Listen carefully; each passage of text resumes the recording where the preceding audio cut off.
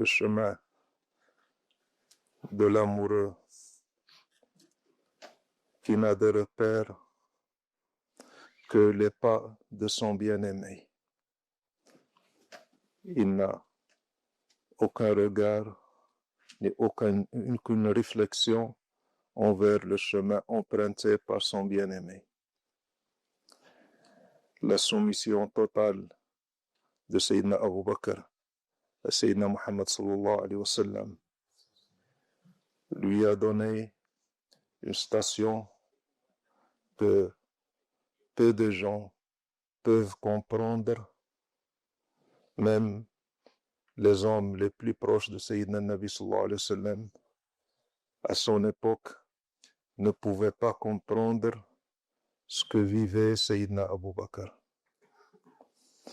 Dans un hadith, Sayyidina Nabi sallallahu alayhi wa sallam, il a dit à chaque personne à qui j'ai proposé l'islam, il a eu une réflexion. Sauf Abu Bakr, il n'a eu aucune réflexion. Dès que je lui ai proposé l'islam, il l'a pris. Cette soumission, cet amour aveugle pour Sayyidina Nabi sallallahu alayhi wa sallam a fait de lui une copie conforme de Sayyidina Nabi sallallahu alayhi wa sallam. Et puis un trésor indescriptible, un trésor caché, un trésor, une force extraordinaire de Sayyidina Abu Bakr avec toutes les choses et toutes les sciences et tous les secrets qu'il a reçus de Sayyidina Nabi sallallahu alayhi wa sallam, et il n'a rien montré. Il est resté solide, stable, comme un roc. Aucune manifestation de toutes les lumières et les secrets de Sayyidina Muhammad qu'il avait dans son cœur. Nous, ou tout humain faible, n'importe quelle émotion peut nous faire manifester des choses, que ce soit dans le sens positif ou dans le sens négatif. Quand on ressent une tristesse, on pleure. Quand on ressent une joie, on saute, on bouge. N'importe quelle émotion, aussi petite que ce soit, se manifeste sur nous. Et je ne sais pas comment Sayyidina Abu Bakr est arrivé à rester dans cette statue stoïque sans rien montrer, rien du tout. Il a reçu toutes les lumières à sa dimension de Sayyidina Nabi sallallahu alayhi wa sallam et toutes les sciences de Sayyidina Nabi sallallahu alayhi wa sallam. Et il avait une certitude, une conviction pour Sayyidina Nabi sallallahu alayhi wa sallam que rien ne pouvait bouger ni mettre en doute. Tous les compagnons de Sayyidina Nabi sallallahu alayhi wa sallam, tous, sans exception, ont eu des moments de faiblesse avec Sayyidina Nabi. Ils ont discuté ses ordres, ils ont discuté ses décrets, se sont opposés à lui, d'une façon ou d'une autre, sauf Sayyidina Abu Bakr. Et cette stabilité, et cette sincérité, et cette fidélité dans l'amour, seuls les grands hommes peuvent la pratiquer. On a tous un amour variable qui varie en fonction des circonstances. On aime la personne en fonction de ce qu'elle est, ce qu'elle nous apporte, comment elle est, ce qu'elle fait, comment elle a changé, mais rester stable et fidèle sur l'engagement avec le bien-aimé, c'est quelque chose de pratiquement impossible. On change tout le temps. Mais Sayyidina Abu Bakr, il avait cette certitude et cette fidélité avec Sayyidina Nabi sallallahu alayhi wa sallam.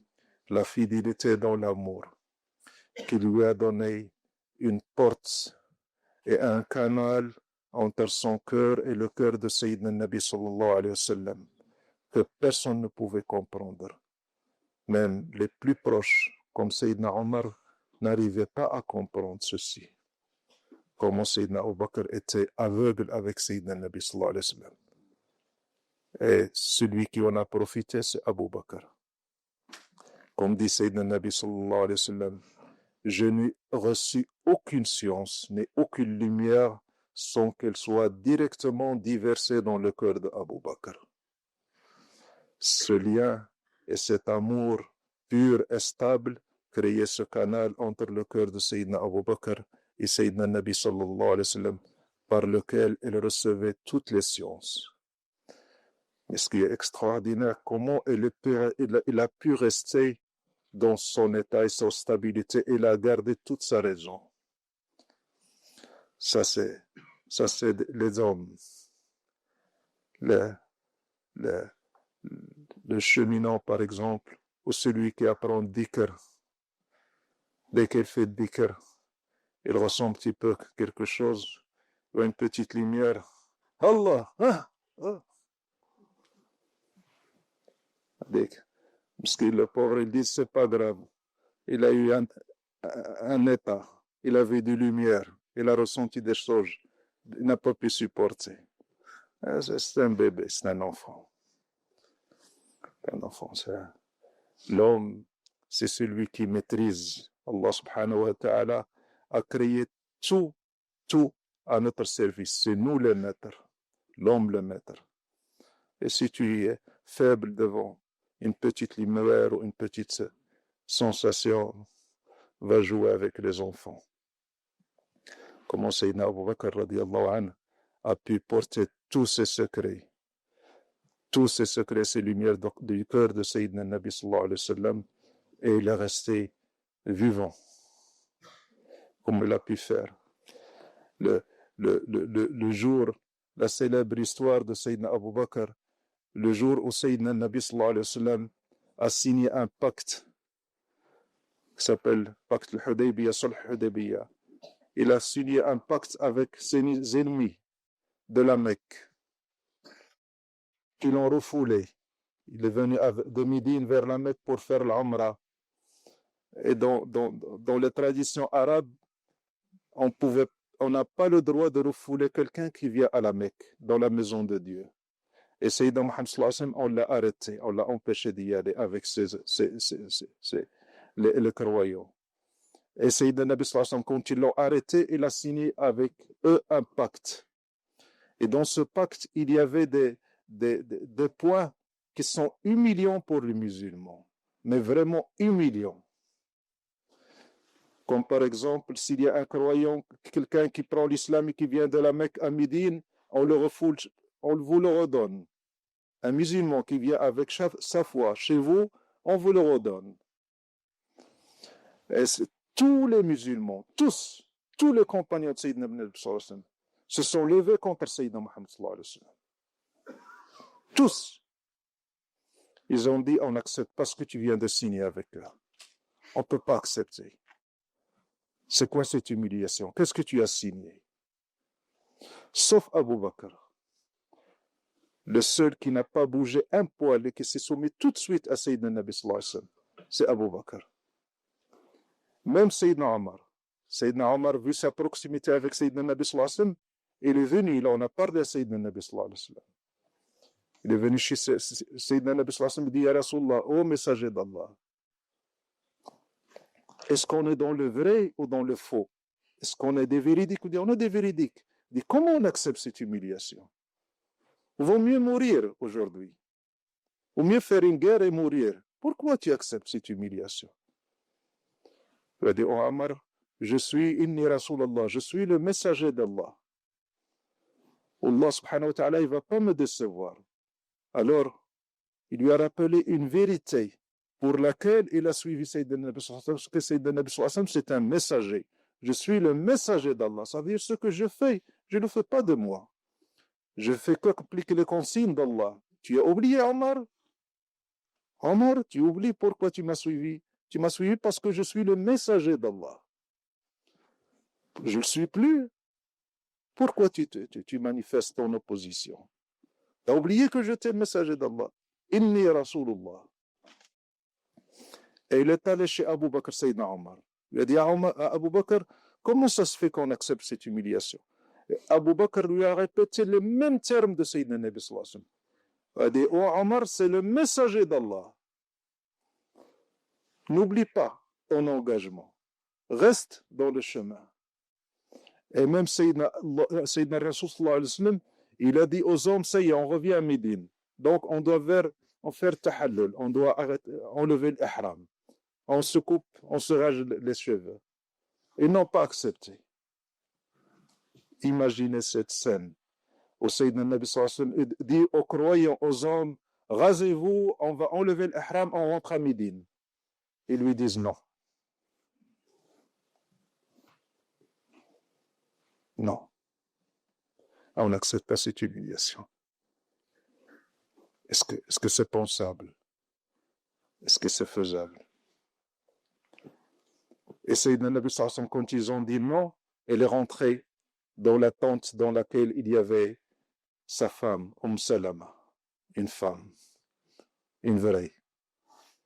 Il est rentré chez Salama, il dit Salama, ça y est, les croyants sont perdus, sont foutus, si j'ose dire. Je leur ai ordonné quelque chose, ils ont refusé.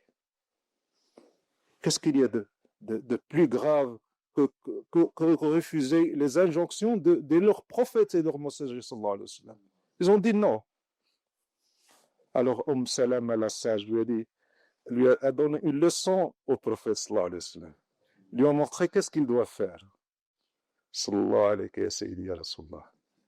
Il lui a dit, Muhammad, calme-toi. Ça c'est Muhammad l'homme. Parce que c'est une Nabi Bachar. Muhammad, calme-toi. Ne leur demande rien. Tu sors devant tout le monde. Tu appelles le coiffeur. Tu te rases et tu rebrousses chemin. Ne leur demande rien. Alors, Sayyidina Nabi sallallahu alayhi wa sallam est sorti, il a appelé le coiffeur, il lui a dit, rase-moi la tête. Il s'est rasé, il a pris ses affaires, il est parti. Alors, tout le monde, quand il a vu ça, ils se sont rasés. Il y en a qui se sont rasés, il y en a qui se sont coupés les cheveux. Ils ont suivi Sayyidina Nabi sallallahu alayhi wa sallam. Mais la personne qui était dans la soumission totale à Sayyidina Nabi sallallahu alayhi wa sallam, c'est Abu Bakr. Le respect de l'engagement et la stabilité de l'engagement, c'est ce qui fait avancer dans le cheminement. Ce respect et cette station, en islam, ça s'appelle la station de l'homme. On devient un homme. C'est pas dans le sens masculin ou féminin. Une femme peut être un homme. On devient un homme. Ça y est. J'ai promis, j'ai donné ma parole, je suis le chemin, je ne bouge plus. Dès que tu t'arrêtes, ou tu regardes à droite et à gauche, tu as des doutes, tu perds du temps. Tu t'arrêtes. Tu peux perdre 2 ans, 3 ans, 4 ans. Combien de fois le frère, il est dans le dhikr. Il fait le dhikr. Il est dans le chemin. Et à un certain moment, il disparaît. Disparaît 2 ans, 3 ans. Et tu lui dis, qu'est-ce qui se passe? Où est-ce que tu es parti? Pourquoi tu ne viens plus aux séances de dhikr? Pourquoi on ne te voit plus? Tu dis, le problème, les enfants, la femme, j'avais un problème. J'avais ça. Croyez-moi, il n'y a rien du tout. C'est un blocage qu'il a eu par non-respect de son engagement qui lui a valu cette punition. Il n'y avait aucune raison. C'est une punition pour un non-respect de son engagement. Et Sayyidina Omar, radiyallahu anhu, il voyait Sayyidina Abu Bakr. Et Sayyidina Omar, c'est pas fou. Parce qu'après, il comprenait, il voyait ce comportement de Sayyidina Abu Bakr. Il savait, et dans son intérieur, il était en concurrence avec Sayyidina Abu Bakr, pas dans le sens négatif. Il dit, pourquoi Abu Bakr il est tellement proche, il est dans cette situation, dans cette stabilité, comment il fait? Il était en concurrence et il essayait de concurrencer Sayyidina Abu Bakr.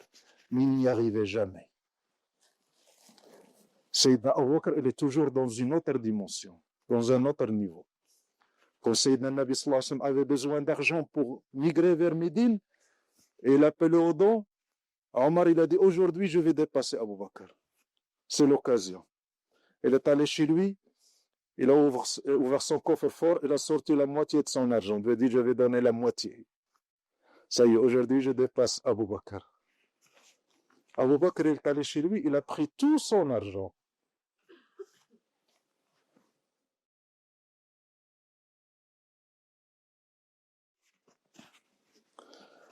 C'est un truc de ouf. Il a pris tout son argent et il est allé chez Sayyidina Nabi sallallahu alayhi wa sallam. Et les deux étaient devant Sayyidina Nabi sallallahu alayhi wa sallam. Alors Sayyidina Nabi sallallahu alayhi wa sallam, avec ses radars, il sait tout ce qui se passe. Il dit à Omar, qu'est-ce que tu as laissé pour ta famille? Il dit à Rasulullah, j'ai laissé la moitié de mon argent. Et il croyait que ça y est, il a gagné. Il dit, Abu Bakr, qu'est-ce que tu as laissé à ta famille? Pour ta famille. Et là, Sayyidina Abu Bakr, dans sa politesse, il ne devait jamais donner l'impression qu'il donnait à Sayyidina Muhammad. C'est pas poli. Parce qu'il a ramené son argent. Il l'a donné à Sayyidina Nabi sallallahu alayhi wa sallam. Mais dans sa tête, il n'a rien donné à Sayyidina Nabi sallallahu alayhi wa sallam. C'est Sayyidina Nabi sallallahu alayhi wa sallam qui lui a donné. Quand on était petit, pendant l'été, mon père nous mettait dans l'école coranique pour apprendre le Coran. Et quand on devait donner l'argent au cheikh qui nous apprenait le Coran, mon père me disait, mon fils, tiens, cet argent, tu le donnes à ton cheikh qui t'apprend le Coran. Mais quand tu lui donnes, tu ne fais pas comme ça, sur la main de cheikh. Parce que la main haute est meilleure que la main basse, comme dit Sayyidina Nabi sallallahu alayhi wa sallam. La main qui donne est meilleure que la main qui reçoit. Il m'a dit, ne fais pas comme ça, c'est pas poli. Tu vas mettre ta main au-dessus de la main de cheikh, et c'est pas bien. Fais comme ça, et laisse-le lui prendre l'argent. Quelle finesse. Ça veut dire, c'est pas toi qui donnes. Et Sayyidina Abu Bakr, dans sa tête, sans réfléchir, il savait qu'il ne donnait pas à Sayyidina Nabi sallallahu alayhi wa sallam. C'est le Nabi qui lui donnait. Il lui donne en l'honorant d'accepter son argent. Sayyidina Nabi sallallahu alayhi wa sallam n'a besoin de l'argent de personne. Donc quand il lui a posé la question, qu'est-ce que tu as laissé à ta famille? Normalement, il aurait dû lui dire rien. Rien. Ça veut dire que j'ai appauvri ma famille pour toi. Non, ça passe pas. Et ça, l'amoureux sincère n'a pas besoin de réfléchir pour savoir comment se comporter. L'amoureux sincère, le adab sort de lui et la politesse sort de lui sans qu'il y réfléchisse. Le meilleur enseignant, le meilleur maître, le meilleur cheikh, c'est l'amour. L'amour t'apprend toutes les bonnes manières. L'amour t'apprend toutes les adabs que tu dois avoir avec ton bien-aimé sans réfléchir. Il dit, qu'est-ce que tu as laissé pour ta famille? Il n'a pas dit rien. Il a dit, je leur ai laissé Allah et son messager. Je leur ai laissé Allah et son messager. Qu'est-ce que ça veut dire? Ça veut dire, je leur ai laissé Allah et son messager. Et j'ai donné mon argent au messager. Ça veut dire, qu'est-ce qu'il leur a laissé? Allah, le messager qui porte mon argent. Ça veut dire, ils ont gagné. En plus de l'argent, ils ont gagné Allah et le messager d'Allah. C'est-à-dire, en donnant tout mon argent, j'ai gagné Allah et je t'ai gagné toi. Allahu Akbar. Donc, on donne 2 sous, mais j'ai donné, j'ai fait. Qu'est-ce que tu as donné? Jouer. J'ai cotisé, j'ai participé, j'ai fait.